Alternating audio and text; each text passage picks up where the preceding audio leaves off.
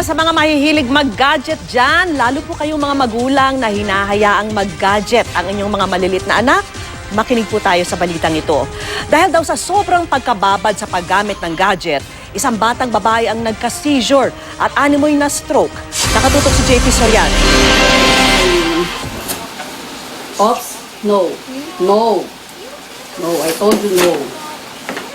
Hindi na makahirit sa paggamit ng tablet ang 6 na taong gulang na bunso ni Icon. Natrauma na raw kasi si Icon matapos daw biglang manghina, bumagsak sa lapag at makaranas ng sintomas ng stroke ang anak. Ang dahilan daw matapos ang check-up dahil sa sobra-sobrang paggamit ng gadget. Naku po, siya, lalo na po ng bakasyon, siguro po gigising siya ng around 7 to 8 a.m. No breakfast, iPad first. Yun po. Tapos po, mag-stop lang siya para kumain, maligo, and then iPad ulit. Until 2 a.m. Pinagsisisihan daw ni Icon kung bakit niya pinayagang wantusawa na gumamit ng gadget ng anak.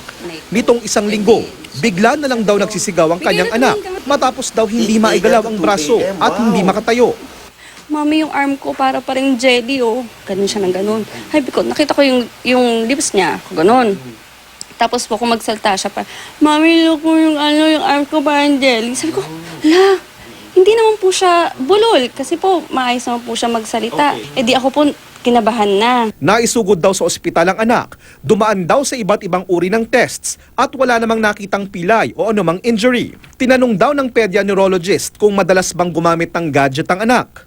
Sinabi po sa amin na focal seizure. Hindi ko po talaga inisip na magiging cause ng sakit ang paggamit nila ng gadgets. Ang seizures, ayon sa mga nakausap naming doktor, ay abnormal electrical disturbance sa utak. Ang focal seizure ay nangyayari raw kapag ang electrical activity ay limitado sa isang bahagi ng utak.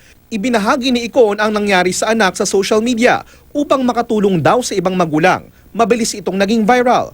Nabasa na rin ni Dr. Eric Tayag ng Department of Health ang kaso ni Icon. Pero anya, hindi pa raw conclusive na may kaugnayan sa labis na pag-gadgets ang nangyari sa anak ni Icon.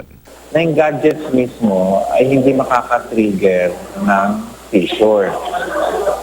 Ang maring nangyari po dyan, sa pagkakalam po namin sa seizure disorder, ang stress ay maaari po makaresulta sa seizure disorder.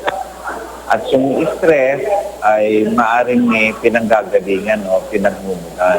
Pero ang ilang gaming console tulad ng PlayStation at Xbox may inilalabas na babala para sa mga taong may tinatawag na photosensitivity. Ito yung epekto ng flashing lights at mabibilis na visual pattern sa isang tao na posibleng mag-trigger ng seizure lalo na kung may history ng epilepsy. Mas karaniwan daw sa mga bata ang photosensitive epilepsy kaysa sa mga matatanda. May epekto man o wala, hindi pa rin daw maganda ang sobra-sobrang paggamit ng gadget. Pero posible na dahil sa nagkaroon ka ng stress ay magkakaroon ka ng seizure.